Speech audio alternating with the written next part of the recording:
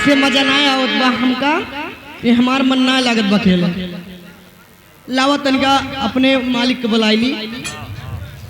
ए उस्ताद जी, ये कवन मेरे बोला कहाँ बाटा हो? नंसा बाजार। नंसा बाजार? हाँ, पिरो टंकी पर। का कर छे हुआ? वही अच्छी मेहरा बुलाई दी, हम लोग इंतजार करते। दिलासीगंज चला जाता है। गिलासी सारा चीज थोड़ा लाई है। जहाँ क्या बात है? ए जी। हाँ जी। आवा तनकी जल्दी से, बहुत बाहर मोह लाग गया। परेशान यहाँ का बहुत ज्यादा। घबराना, पूरा मेडिकल में ला रहे हैं। हाँ हाँ जल्दी आवा। अरे ले भारी कहीं का जरा,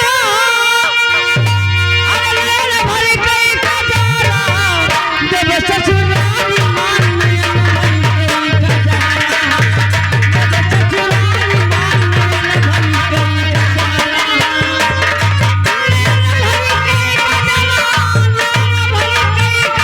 जरा,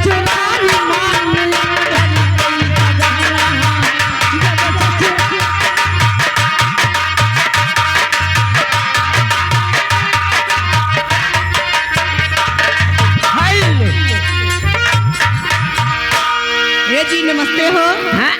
नमस्ते। नमस्ते। हाँ अगर करती हो नमस्ते, हाँ। तो तुम्हारी आवाज सुन के जी हाँ। ये बंदा मुडलकार हो गया, समझ कि तुम्हारा हमारा नमस्कार हो गया। ये बतावा। हाँ। तू कहाँ से आवत है हो? आवत ही तोरे नैहरे से। हमारे नैहरे से। हाँ। बतावा भगवती का तू अक्को आखिर हमसे बताया। हाँ भाई। गन्नक सीजन चलती ब्या। हाँ। तनकी गुड़ा उड़ा बनवा के रखे रहे, भेज दी तुमने माई तक। आज के बाद से हाँ। तोरे नैहरे मुंह डाल जा। ए भगवती काहे का हो? कहाँ बाप ससुर? आगे बिटिया। ए भगवती कटऊ, हमारे बाप के गाली देवत बहुत मारत तू। कहाँ बाप हमार के हुए? बुढ़ऊ तो उन्हें कहती ससुर काई नहीं आया गवैया खवही तुहे रेलगाड़ी दिया।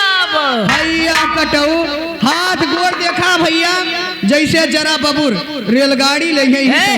जब तोहर बाप हमें देखे आ है, हाँ। तो हतवा गोड़ो मुँह ना देखी से। का देखी से तब? पूछा काव देखी? का देखी है? हमार ये धना देखी नहीं। आराम जा कहीं ना आया गवैया खवही तुहे रेलगाड़ी दिए भैया, और मारे खुशी में खाना खाए लिहन। और दिन हम 6 महीने पड़िया वह पड़िया लेके चल पड़े। हम कहनी फरे बियाए के डारे दूध दही माटा खाइए। आवत है वही पहतीपुर के लगा बगीमा मटका भैंसवा पागुल खरत रहा है। तो हम घबराए गए, यस न वही परिवर छोसा हमें चढ़ बैठे। हमार पड़िया फरक ना बा, हमार मुसीबत गौरव पार्वती शंकर भगवान ताकत रहीन। कहीं कहीं रोत है बेटा? हम कहें प्रभु हमार पड़िया फरक ना बा। कहे बेटा रो ना, तू हो देखी कुछ कज थे कुछ कुशल यो पड़ियो तुरंत छोड़ दे बा, पड़ियो तुरंत गाभिन हो जाए। अच्छा अच्छा। गयन धीरे धीरे दबावत शरीर ना, जैसे छुआन विद्या के सब मोर परिवार गाभिन हो गया। अब मारे खुद मारे कुछ लेकिन कहाँ हमारे घर में के रहता ताखा। हाँ। जगह कहते अलमारी। हाँ। वही तक हम धै दिहन। तो मोर बेटा वो 3 बजे पढ़ के आए, डका निगाह हटवा डाल खेलत रहा। पिलसिन मोरे बेटा वो खत्म छुई गए, मोर बेटा वो गाभिन हो गए। तब से बहुत टेंशन में रहा था, जाने कुछ खाए पी ना पाई। अरे अक्को रोटी ना 100-200 रोटी ना खाए पाई। हम कहने का रखे कौन फर्क करके गाभिन हो जाती। हमारे गांव के दक्षिण रहा कुआं। हाँ इनारा वही नाम लेके ना ध्यान। तो हमारे गांव तीसरे दिन वर्मा जी के बारात आई गए। और मई जून का महीना रही, खूब गर्मी पड़त रही। गांव कुलनल जवाब दे रहा। बारात मालिक के भैया ठंडा पानी पिलाओ, ठंडा पानी। वही जने नरम कुसा रहा, वही नरम के 10-12 ड्रम पानी निकाल उठा। और जैसा बढ़ते पानी राख भोग खाट गए।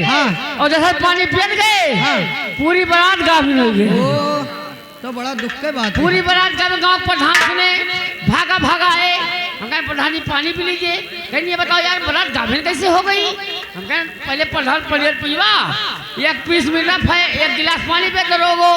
प्रधानों गाभिन हो गए। प्रधान लगे गुस्सा। चले गए महारुआ थाना। का करे? कोतवाल साहब बोले कैसे आना हुआ? हाँ। कहीं मेरे गांव में आई है बारात, पूरी बारात गाभिन हो गई, मैं ग्रामसभा प्रधान स्वयं गाभिन होकर आ रहा हूँ। अच्छा। तो साहब ने क्या बोला? क्या? हमारे गाड़ी में बैठो। गाड़ी गाड़ी गाड़ी कैसे चलती है? कैसे चलती है? आगे जगह बढ़ती है। हम कहने एसओ साहब पनिया पी लो। कहे बदतमीज तुम्हारा हाथ वो तू डालेंगे साले। ये बताओ ये बारात और प्रधान गाभिन कैसे हो गए? हाँ। हम कहें साहब पनिया पी लो। कहें साले इतना जिद कर रहे हो, थोड़ा चाय और नमकीन ले आओ, और जो चाहिए बनी इनरो पनिया चाहिए हो रही। अच्छा अच्छा। एक मुट्ठी नमकीन चबाए, हाँ। एक घूंट पानी पे तो रोगो गाभिन हो गए।